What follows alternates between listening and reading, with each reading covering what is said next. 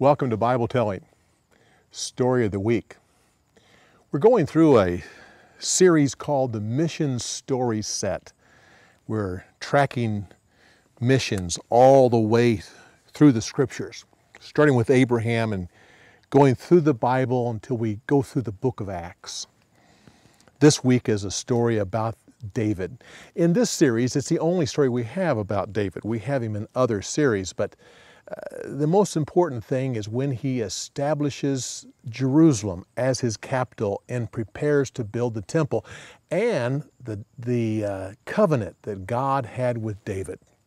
So enjoy the story, and I'll talk to you on the other side.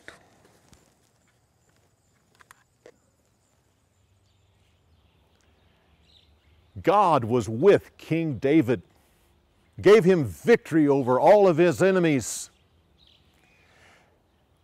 David made Jerusalem the center of his government, and it became known as the City of David. He decided to bring the Ark of God to Jerusalem. Unfortunately, his men did not move the ark in the proper way, the way God had instructed them. They took a new cart and put the ark on it, and it was pulled by oxen. As the cart made its way towards Jerusalem, the king and the people walked before it, celebrating, singing songs, and praising God.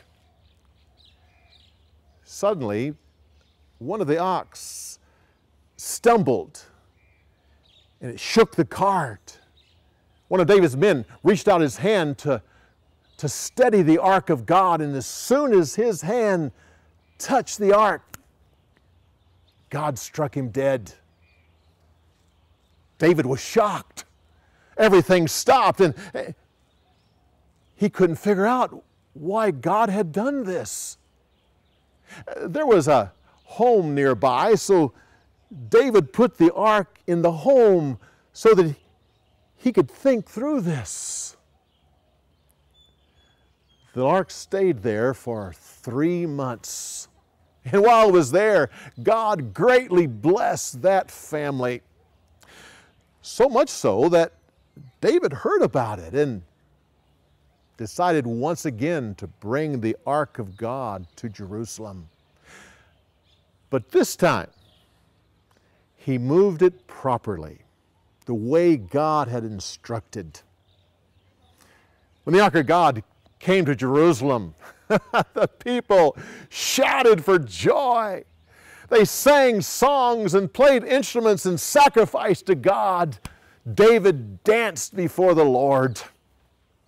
He had made a special tent, and he put the Ark of God in that tent, and that's where it stayed. Years went by, and David was victorious over all the nations that were round about him. Eventually, there came a time of peace across Jerusalem and over the entire nation of Israel. It was during that time that David said to the man of God, "I live in a beautiful palace, and yet the Ark of God stays in a tent." The man of God said, "You may build the temple of God, and He will be pleased." But that night, God gave the man of God a message for David. He said, "You were following sheep when I made you king of Israel. And I have been with you, and I have given you victory over all of your enemies and made you strong. Now I will establish your name among all the great men who have ever lived, and there'll be no end to your family line. But you may not build the temple of God. I have made you a man of war, Many people have died because of you. Your son will be a man of peace. He will build the house of God. And I will be a father to him. And I will establish his kingdom. When David heard this, he was content. And he humbled himself before the Lord.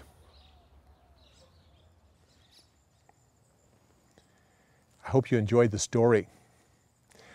This covenant with David lines up perfectly for the coming of the Messiah, one who will be a descendant of David and will save his people from their sins, one that all the nations should know about.